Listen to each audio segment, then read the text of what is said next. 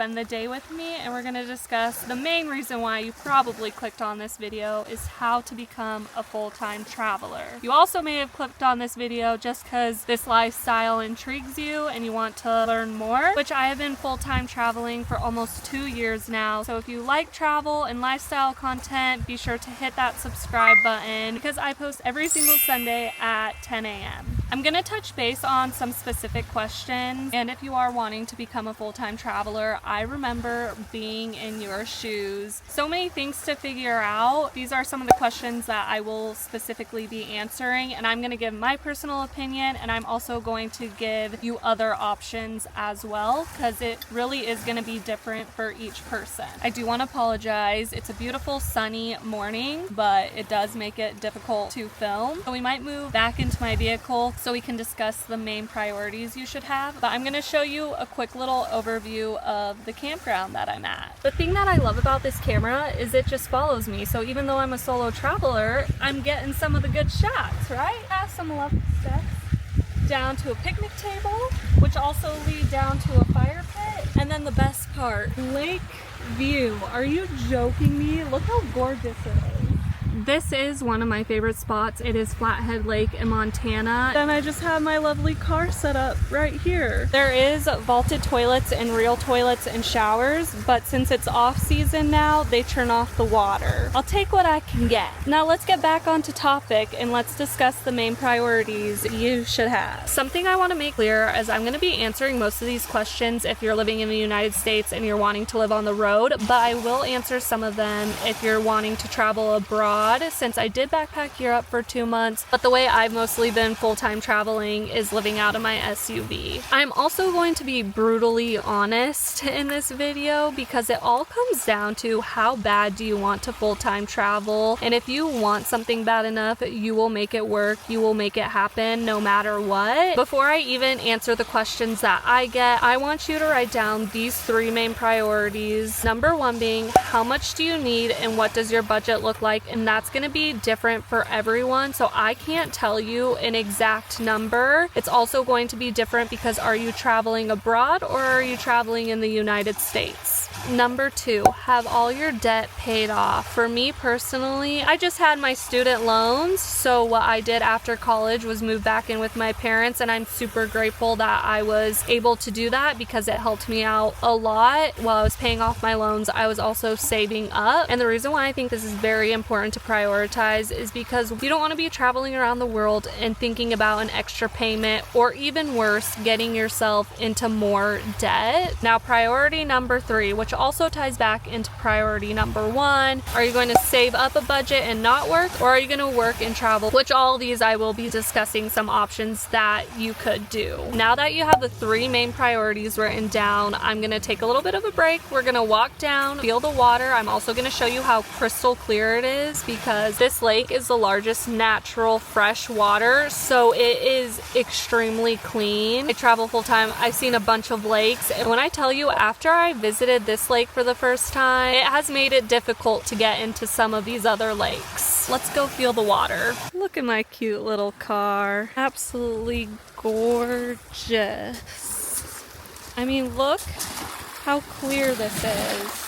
It's gonna be chill. Oh, it's actually, no, it's chilly. There's one of the vaulted toilets, and the other toilets are kind of further down that way. I wish I could say this campground is free. It is not, and if you know me, I usually stay at free campgrounds. But 1, I wanted to film this video, and 2, this is one of my favorite lakes, and I mean, it really doesn't get much better than that. I love how when I felt the water, I was like, oh, it's not that bad. My hand is still frozen right now. Like, it actually hurts.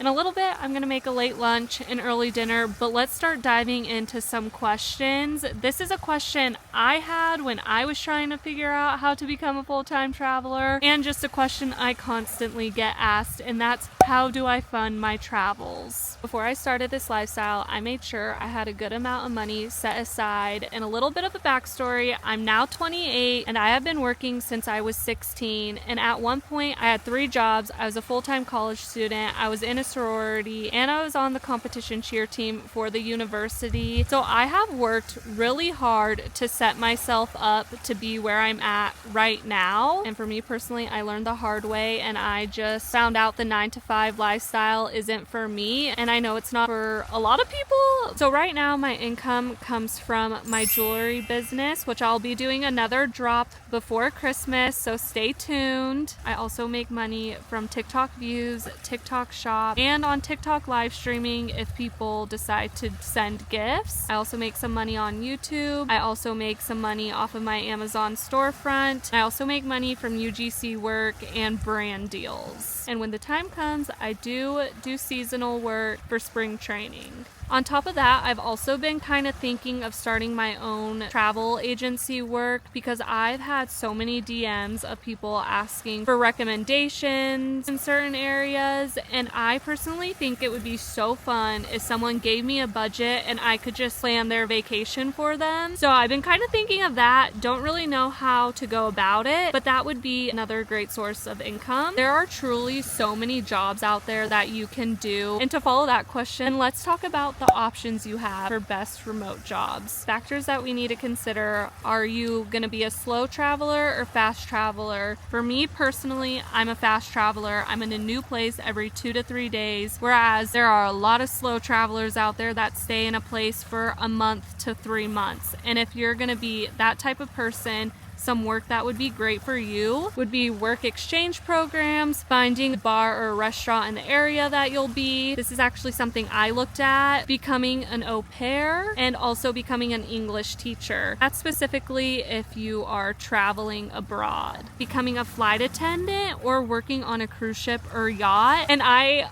also considered working on a yacht. I think it would be so fun to be a deckhand. I actually started working on the certification process to become a deckhand, but then I stopped because 1, I was like, am I even doing the right thing? 2, I have no idea how to even get into that world. From people I have talked to and videos that I have watched, if you go in a harbor and just start handing out your information to these yachts, that's a really great way to get your foot into the door. There are so many things that you can do, and here we go on me being brutally honest. So many videos will say, oh, find a job that lets you work remote. In today's day and age, there are a lot of jobs that you can do and work remote, but getting hired is a whole nother conversation within itself. I have personally applied to so many remote positions. It's not even funny. And I think the sad thing is I'll still get calls to something that I applied to almost 3 years ago. And I'll get those calls and I stopped picking them up because I have gone through so many interviews where I get to the 2nd or 3rd round and they're like, never mind. I'm like, you're not actually hiring. Hopefully I gave you a bunch of options. There's truly so much that you can do. For me personally, I'm really just trying to grow a business for myself, and I hope one day it really takes off for me. And I'm constantly always trying new small things to see what works and what doesn't. Another question we're going to dive into: how do I maintain a work and life balance? Again, that's going to be different for everyone, especially if you're doing fast travel to slow travel, because slow travel, I feel like it could be a lot easier. I do fast travel, and when I was fast traveling abroad, I was really going with the flow. I had no plan. If you want to watch my series, go ahead and watch it. So when I was backpacking throughout Europe, I was again moving every 2 to 3 days. The times where I could get emails done and edit was on my travel days, or just when I was taking a train or a bus, taking that time to really just get things done, along with taking 2 days where I'm really zoned in and focusing on getting more work done. When you want to become a content creator and do social media, you never have an off day. You're constantly editing, and I know people be like, oh, that's such a hard life. I'm not saying it is. I'm super grateful for what I do. Your work and life balance is going to be a system that you have to figure out. I'm getting hungry. I'm going to make some food and I'll be be back. This view will never get old. Right now I'm working on heating up this pulled pork in a can. We're gonna put it on some Hawaiian rolls. I'm really trying to cherish the sun because when you're in the shade, it's honestly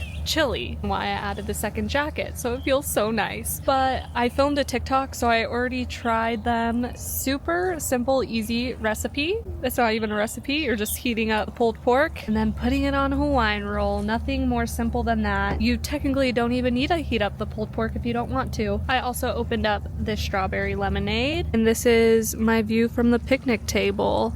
I have my solar panel going right now, so hopefully it gets charged up a little bit more before that sun disappears behind the trees. While I continue to eat, we're gonna discuss some more questions. Which, starting up, should I save a specific amount of money? Again, brutally honest, that's gonna be up to you, and if you're traveling abroad or if you're traveling in the States, you're gonna have to come up with that number. But I want to make sure you understand you need to have a good amount set aside, because one, that's just the smart thing to do, and two, you never know if there's gonna be an emergency, and it's better to have that money. This is going back into not being in debt. That is gonna be up to you and how you decide to travel wise. And since we're on the topic of money, I feel like we should talk about gear, because if you're traveling abroad, you're gonna want to get a nice backpack. And I don't want to toot my own horn. When I backpacked Europe for the last 2 months, I did a packing video. I could have probably packed a few less clothing items. I liked the backpack that I got, but if I knew I was gonna be taking more buses than flights, I would have probably went with a bigger size. And the reason why I didn't go with a bigger size is because I thought I was gonna be, again, taking flights, and I didn't want an extra expense. I really liked that backpack. I liked the way that it opened. It was comfortable. Everything that I packed, I used. Again, a little less clothes. The clothing line, I personally used that. I know some people are like, don't bring it, it's a waste. It came in handy for me. Something that I definitely didn't need was the Tupperware. Since I do fast travel, I ended up not really using it. I ended up using it to store the sea glass that I found. So I did use it, and yes, I did carry rocks on my back for like 2 weeks. If you're doing slow travel, I think the Tupperware would work out. Again, it depends where you're going. If you're backpacking Asia, you most likely won't need it. If you want to check out that video, that's kind of what I packed. You're gonna need the correct gear, and then if you're in the States and you're living on the road, are you moving into your vehicle? Are you wanting to purchase a van, trailer, RV? Whatever that is, you need to obviously have money for that. I always tell people who are like, oh, I want to live on the road, I want to do your lifestyle. I tell them, test the waters for 3 to 4 weeks, because it truly isn't for everyone. I have met people that have sold everything, their house, all their furniture. They had a small storage unit, they bought a huge RV, and their 3rd month into it, they absolutely hated it. And then they basically had to start all over. So I definitely recommend you testing the waters to see if it's something that you can do, because it truly is not an easy lifestyle. And since I just brought up the storage unit, I do have a storage unit. It's very small, but that is one of the expenses that I have to pay every month. Another expense if you're traveling abroad that you need to consider is your phone plan. For me personally, I just changed my phone to an international plan, but there are other ways you can do it. I know some people get a SIM card once they land. I met so many people that use the app Arlo, don't know how to correctly pronounce it, but that's what it looks like, and there's a small fee on that. So that is another personal preference, but something you do need to consider. And since I'm on the topic of expenses, I'm going to be openly honest with everything that I pay a month. I'm not going to tell you how much I pay for everything, but these are my main expenses that I pay for while living on the road. I have my storage unit, phone bill, car insurance, health insurance, which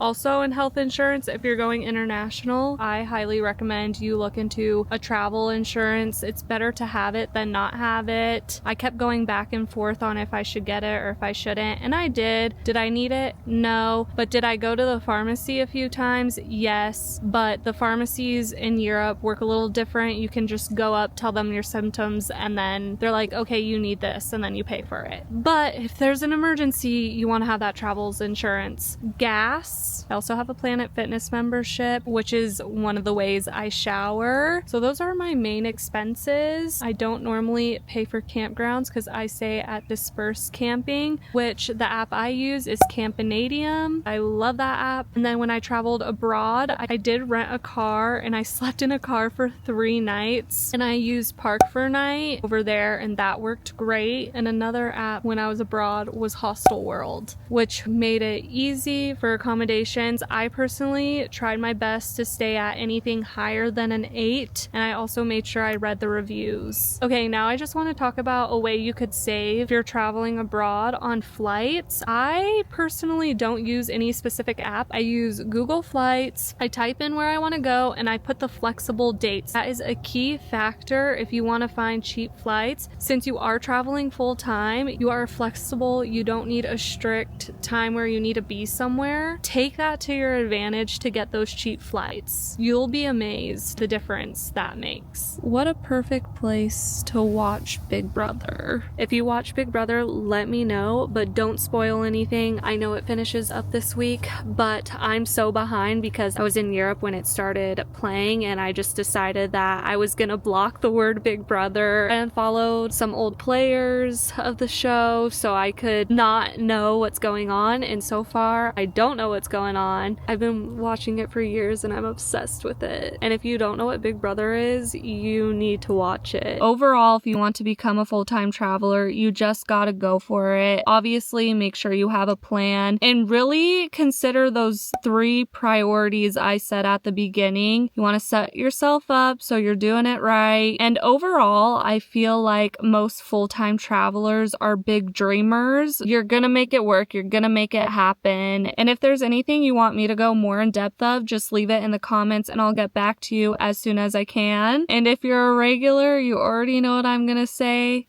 I have no idea where I'm gonna be this next week. That's the great thing about traveling full-time. You never know.